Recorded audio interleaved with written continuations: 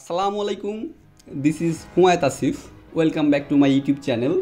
Today we are building a dual axis solar sun tracker using Arduino.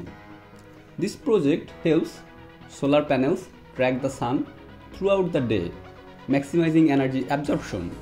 Let's get started.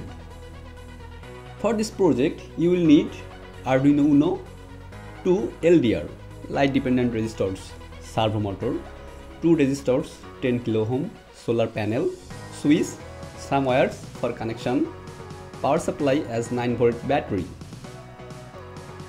Let's look at the circuit diagram and set up the connections. Now connect the LDR to the Arduino as circuit diagram. Next, let's upload the code to the Arduino.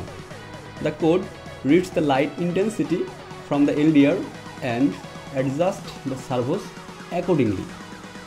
You can find the code in the description below. Now let's assemble the components and mount them on the structure. Let's test our dual axis solar tracker. As you can see, the panel adjusts its position to face the brightest source of light. This ensures maximum sunlight exposure, perfect for optimizing solar panel efficiency.